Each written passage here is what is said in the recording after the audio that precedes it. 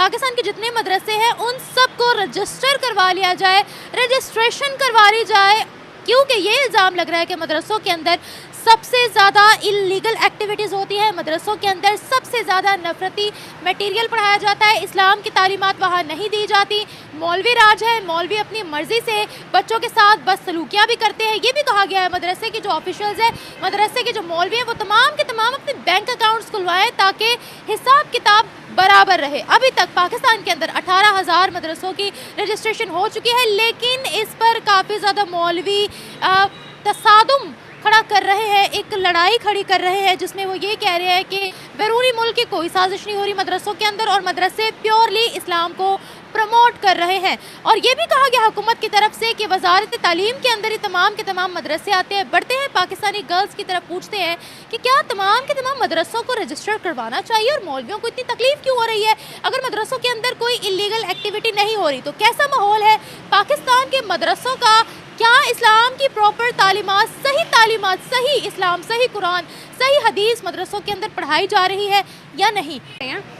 तो उसको जो है आप ये कह रहे हैं कि ये कौम लूत हैं, ये गुनाह है, ये गलत है, ये हराम है। तो सबसे पहले जहाँ पे जो ग्राउंड, जहाँ से रूट स्टार्ट होती है इस्लाम की, सो कॉल्ड मदारिस, उनको तो पहले आप से करें। तो और इसी में एक और चीज़, जब मैं बल्कि बचपन से जिनको सुनती आ रही हूँ, मेरी फैमिली भी डॉक्टर जाकिर नाइक को सुनती हुई आ रही थी। उन्होंने जब एक लड़की ने, आई वॉज सरप्राइज्ड एग्जैक्टली, मैं हैरान रह गई थी उस इंसान को सुन के जिसको बचपन से हम लोग इतना आइडियलाइज करते हैं। He was doing scripted shows, उसे इस्लाम का कुछ नहीं पता।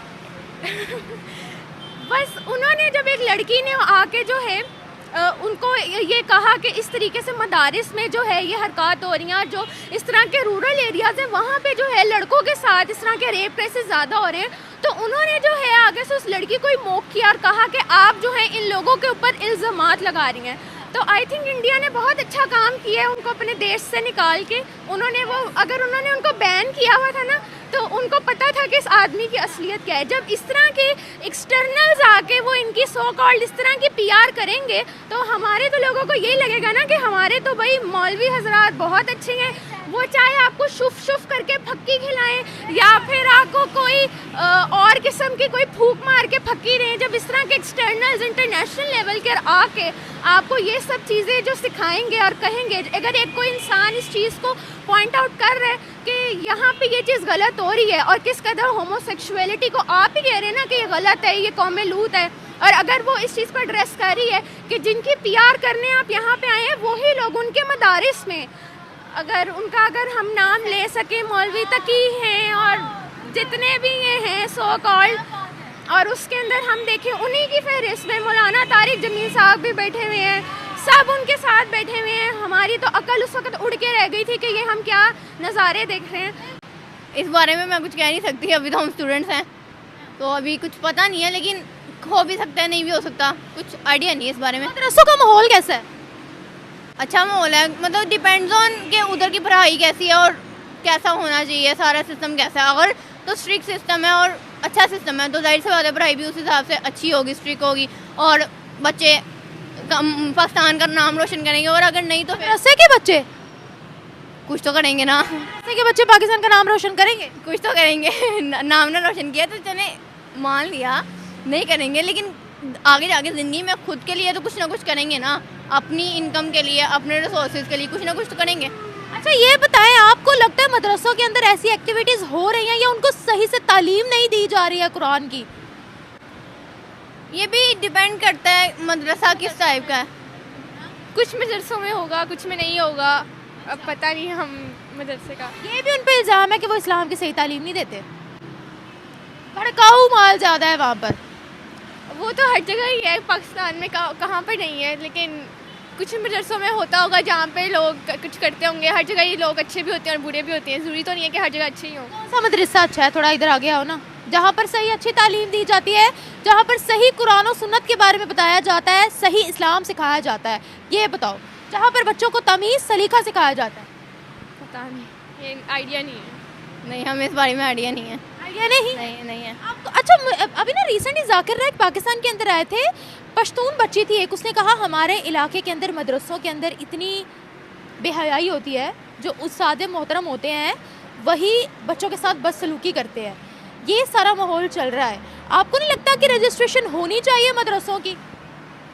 होनी भी चाहिए, क्योंकि अगर वही बात आ गई डिपेंड्स ऑन के वो किस चीज़ का है, मतलब क्या माहौल चल रहा है अंदर। अगर तो पढ़ाई अच्छी हो रही है, कुरान की सही तालीम दी जा रही है, तो बहुत अच्छी बात है, मतलब बच्चा इंसान का पुत्र बन जाता है।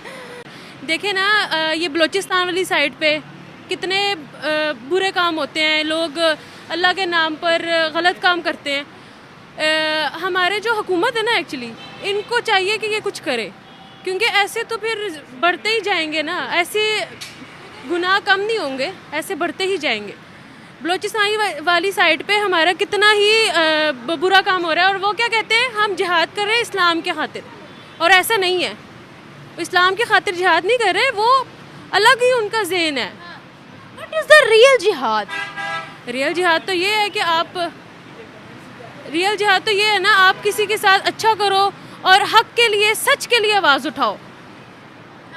और यहाँ समझते हैं कि हमें 72 हूरों के पास तभी भेजा जाएगा जब हम किसी काफिर को उड़ाएंगे। This is not at all जिहाद ना। जिहाद में भी कंडीशन दी है इस्लाम ने कि अगर आप पर कोई अटैक करता है पहले फिर आप करो। हाँ, ये ऐसे ही है ना, अगर एक अटैक ही नहीं कर रहा तो आपका क्या काम है? एक आपसे अगर पंगा नहीं ले रहा तो आपको कोई काम नहीं है ना उनके साथ पंगा लेने का।